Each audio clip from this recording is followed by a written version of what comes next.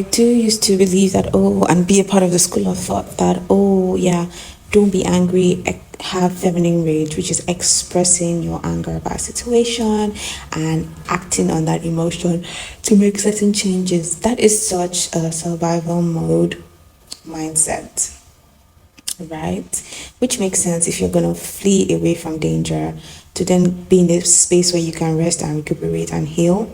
But oftentimes people use that quote unquote transformative feminine rage to take action steps to change their lives. And oftentimes those changes are not sustainable because anger is an emotion that is also tied to the neurochemical cortisol, and all of those things kill your body organs, disrupt your immune system's ability to heal, to rest, to regrow itself. So, and then of course you do certain actions that will probably be misaligned with like who God will want you to be.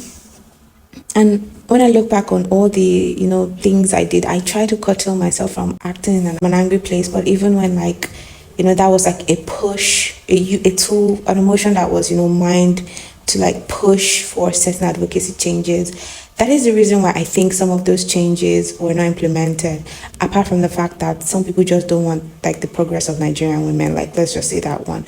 But if you are creating things from a place of anger is very destructive. You begin to have that survival mode, tunnel vision. You don't think long term, you don't think community building wise, you don't have the patience to just approach things. Your critical thinking is shut down. You're not even maintaining your well-being that will make you flourish to address the situation in like a more holistic and like wholesome way. So yeah, I have unsubscribed from the school of transform your life with feminine rage. No. And of course some might say, that's not the definition of feminine rage, whatever. I'm just saying like,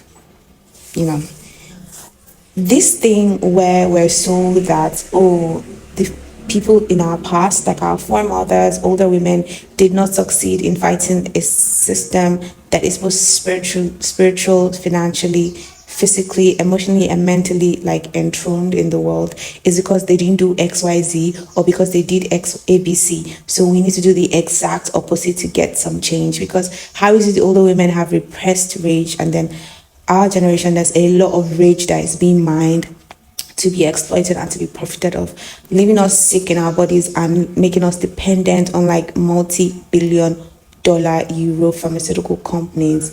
If you know the rate at which a lot of land, fertile land, is being bought off in Nigeria by foreign companies, and a lot of their work has to do with health and food and nutrition, it's just unbelievably crazy. That's probably another video for another day. But yeah, that's basically just it. I think I have to say on like why I no longer like use the concept of feminine rage for transformative change, because that change is unhealthy and not sustainable. And right now, everything I do is long term, and that's why I just do the less to get the most, because that has to be sustainable. Anything that will exhaust my health and impact my creativity, make me disconnected from God, I'm literally not even like, thank you, God bless you. I'll wait for the Holy Spirit to direct me.